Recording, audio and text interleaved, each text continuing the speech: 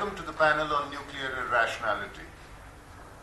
We've just had an excellent discussion in the main hall, and now we want to follow it up with a few more leading questions. And the first one that I want to pose is it that we have been so obsessed with non-proliferation that we have forgotten the politics behind it? Wendy, would you like to take a shot at it?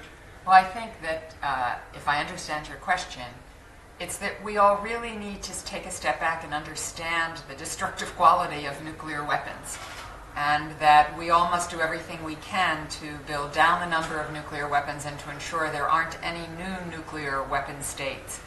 I think people think back to World War II and America's use of a nuclear weapon. Well, the nuclear weapons today are much more powerful than they were then, and would not only destroy human life all around the use of those weapons, but would destroy the international economy.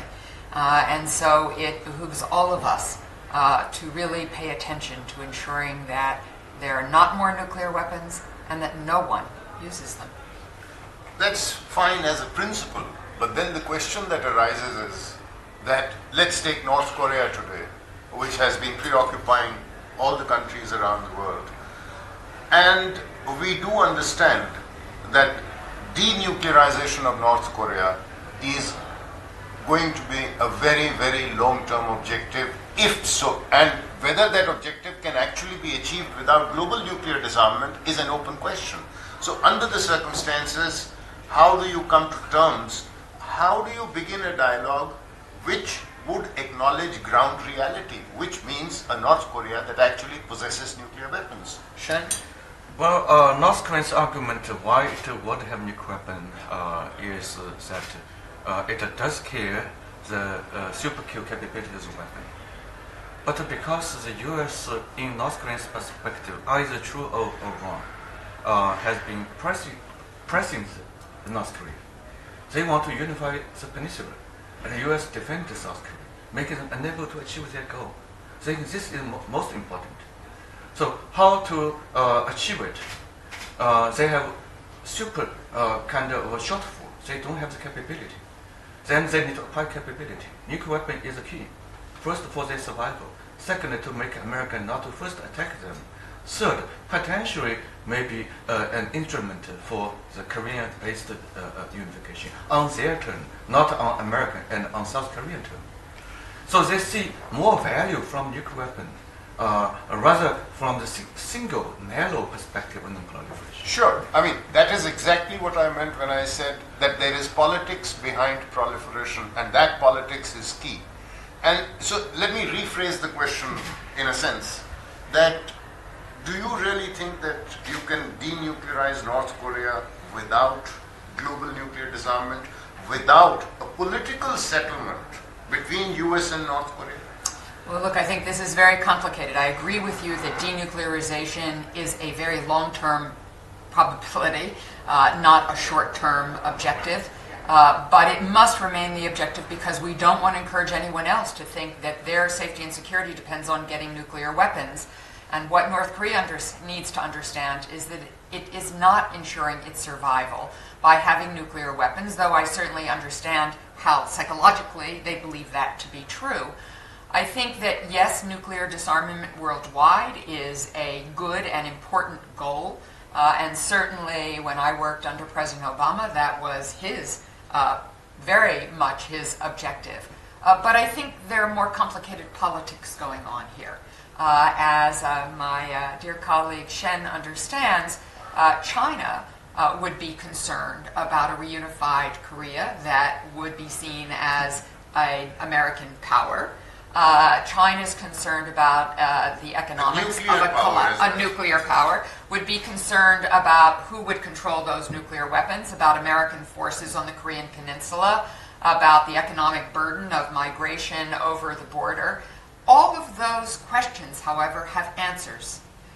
They may not be perfect answers for China, but they have answers. And so part of the politics here, I believe, is a very intensive dialogue with China to agree on how to solve some of those issues, to ensure that China's interests and America's interests really can be met, And quite frankly, South Korea's interests can be met because they are a very successful democracy that wants to stay that way. So I think there are a lot of politics here, a lot of very delicate and complex diplomacy. I don't think this is impossible, but it is difficult. Sure. And we ought to be working quite hard at it. I'm glad to hear both of you agree that there is a lot of complicated politics here. Another case where there's a lot of complicated politics, I think, which also occupies a lot of political bandwidth today, is Iran. And because of what is, in a sense, an ultimatum that has been issued by President Trump, that this is the last sanction waiver that he is going to authorize, which means that there are 120 days to come up with another possible agreement unless the JCPOA unravels. Any thoughts? President Trump tends to be playing politics with a businessman approach. He said 120 days. It could mean 1 year. But you have to give me something. Then I can extend. If you give me nothing, don't expect me to continue. But I don't think he means 120 days. Prior to that, he would say 0 day. And he quit the climate change agreement, but he said, I can rejoin if you would give me something. So we have to give him something, but not fundamentally alter the architecture of the JCPOA. But to say this can add something, like an annex, to make us sure that Iran could not violate physically. This is in interest of other five parties, not only the US. But Iran can think, if I give you this more assurance, you give me more. Iran can benefit by giving something. Then Trump may incidentally generate an improved version of JCPOA 2.0. You think you can accept the idea that Trump doesn't mean 120 days? Well, I think we don't know. Oh, and certainly giving an ultimatum was not actually the best tactical move on his part, because Europe doesn't like to think that it should be given an ultimatum by the President of the United States or the other members of the Security Council, Neither plus does Germany. Iran, sure. Neither does Iran. And quite frankly, the United States Congress, which is an equal branch of our government, part of our checks and balances system, also don't believe that it is proper for the President to give them an ultimatum about what needs to be done here. Nonetheless, we are all going to have to talk about this and see if there is anything possible. And I think Shen is quite right. The President is very transactional, but national security is not like building a building. If you can't build a building, people move somewhere else. But when you're talking about nuclear weapons and national security, the stakes are somewhat different. There is no other earth. There is no out. Let me move to the last issue that I want to focus on, which is that the nuclear taboo has held now since 1945. And are the new technological developments, whether in the range of hypersonics, whether in the range of ballistic missile defense, whether in the range of conventional precision global strike capabilities, whether in the fields of cyber and so on, are these in a sense lowering the threshold, as it were, blurring the line between conventional and nuclear? And are we seeing an increasing risk of a breakdown of the nuclear taboo? I certainly think, as was pointed out in the session we had by our Australian colleague, all of these issues interact. Cyber, hypersonic, missile defense and offensive missile capability, tactical nuclear weapons, sea-based nuclear weapons, all of these are quite concerning. And we need to have the kind of vigorous discussion that we just had over the last period of time here at the Raisina conference. Because we do not want to undermine what has been really a salutary accomplishment by the international community to say, one and all, having nuclear weapons is not the way to ensure the world's security. I do see lots of indicators that would lower the nuclear taboo, lower or no taboo. But at the same time, I trust the U.S. check and balance system that would much disallow the U.S. president to act in a way harmful for America itself.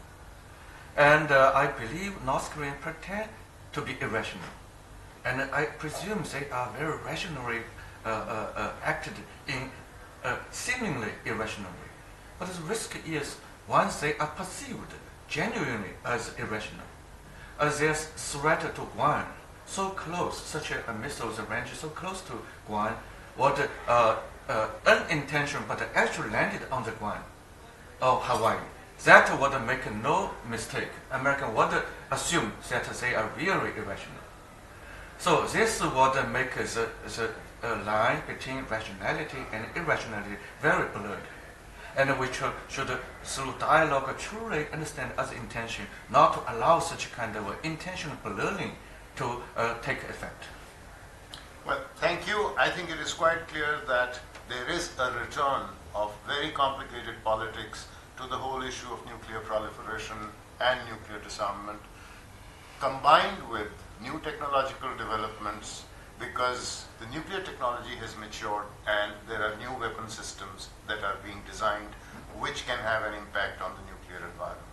Thank you.